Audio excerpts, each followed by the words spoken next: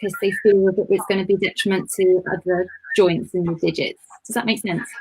Yeah, and I think that's a really good point that I wanted to say, but I forgot. There's a lot of products you can buy, you know, and you only need to just get your iPhone out and you can be in a rehab shop or on Amazon or on eBay in an instant, and you can find products that you kind of think that sounds all right. Yeah, that could help. And I think it's quite sad to think that a dog might be saying, actually, that isn't helping. And unfortunately, you've made it so much worse.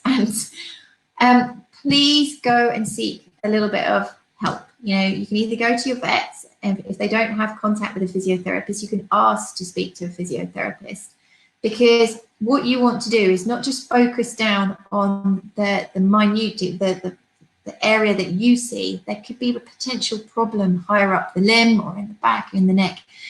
And we don't want you to just be trying to fix that when actually the problems are elsewhere and they're getting neglected or even made worse. So I've seen a lot of people that go online and buy supports for, say, carpal hyperextension, which is actually perfect. We can talk about that because that's one of the questions. And they go in with something really rigid, and you're sitting there going, no. What's your thoughts on that?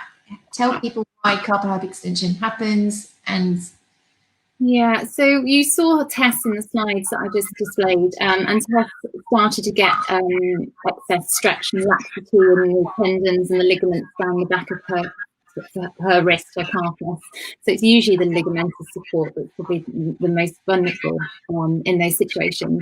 Now, the knock-on effect of that is that it's going to change the forces through the joints themselves. So our reason for putting Tess into an articulating hyperextension aesthetic is the fact that you're limiting the forces over the front of the joint, which are going to cause her to progressively have get osteoarthritic changes potentially. So we're trying to protect the joint, but also protect the soft tissues at the back of the wrist from becoming more lax and completely failing as well.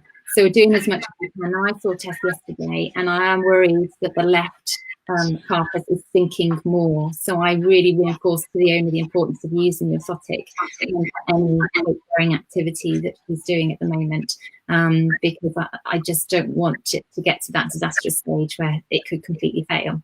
So, so the reason we've gone for an articulating device is because I wanted Tess to still have a degree of function and walk. So if you have a non-articulating, which means it's a fixed splint or orthotic, it doesn't allow her to flex and extend. And okay, that's mimicking an arthrodesis, which in a lot of cases, and potentially if Tess was younger and didn't have any other problems, she might be recommended an arthrodesis, which is a fusion of the joint. So basically you're fixing the joint in a place, and then it reduces any, well, hopefully minimises pain and issues arising long term for Tess.